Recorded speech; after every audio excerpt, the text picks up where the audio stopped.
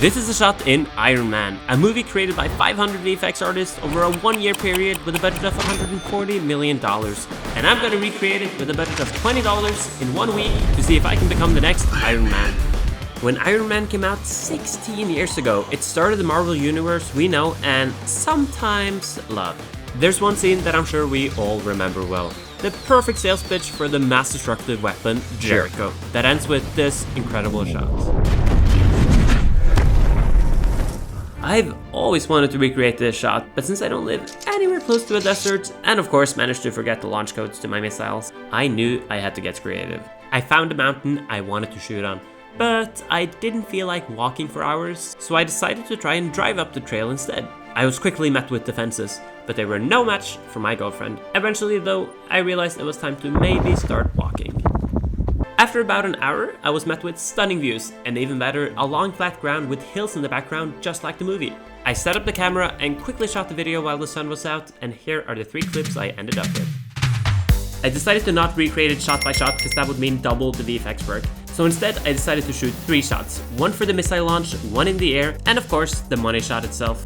With our shots ready and back home in a more comfortable environment, I got to work.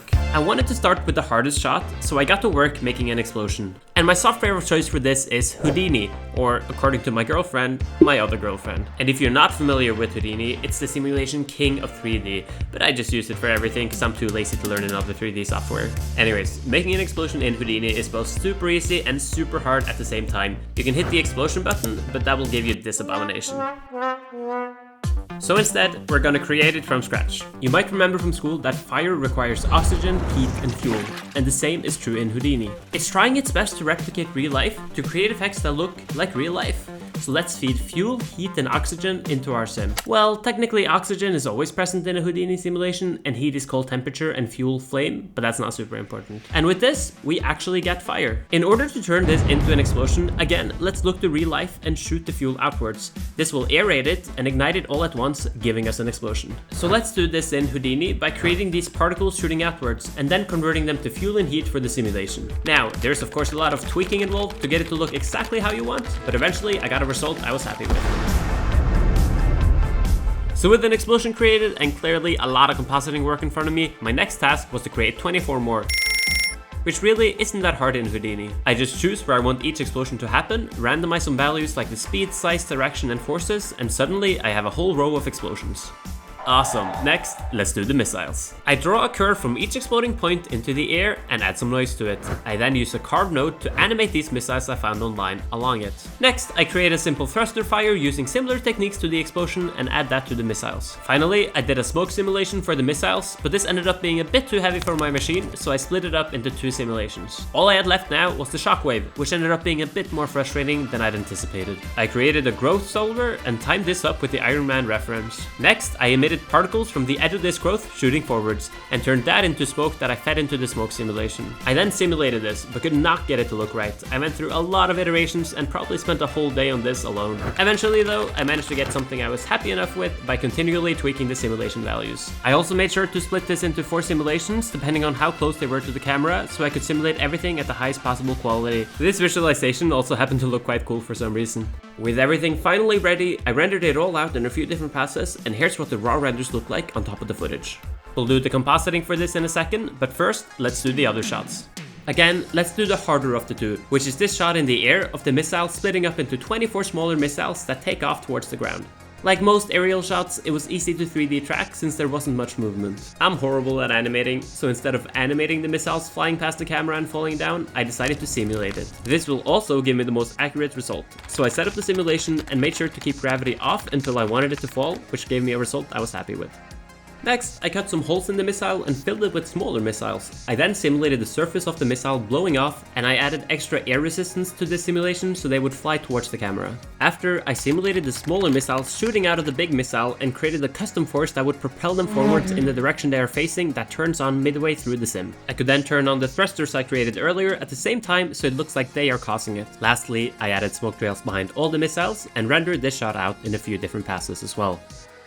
Okay, one more shot. This one is pretty straightforward, it's just a missile shooting out of its launcher. I found this model online that's perfect. Next, I dropped it into my scene and positioned it where I wanted it. I animated one of the missiles to take off and simulated the smoke for it. I thought the textures looked a bit plain and plasticky, so I used this roughness texture to add some details to the shader. Lastly, I created some grass that I rendered as a matte to blend the model in with the footage.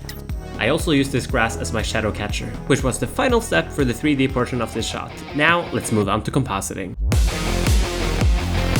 For those of you who don't know, compositing is the process of adding our renders to our footage and making them match as closely as we can. Currently, this is how our main shot looks without doing any compositing.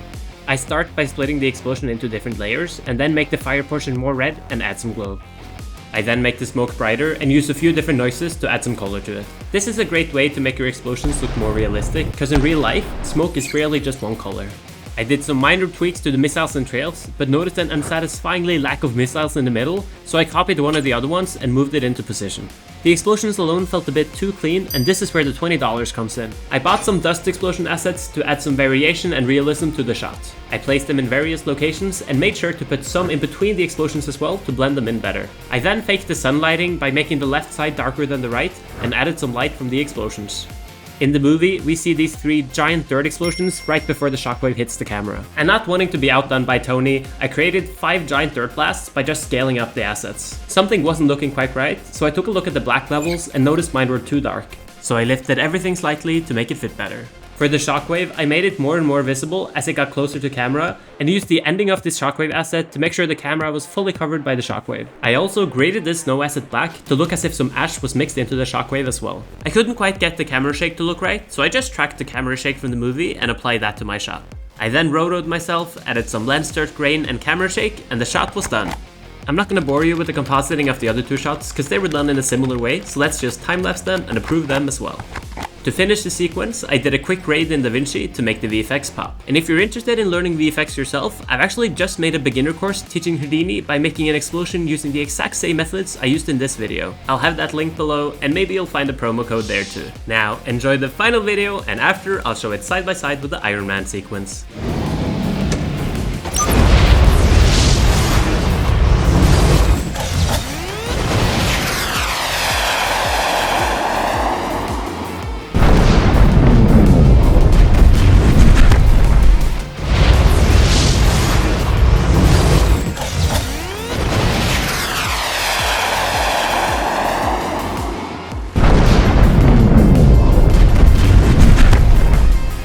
Peace.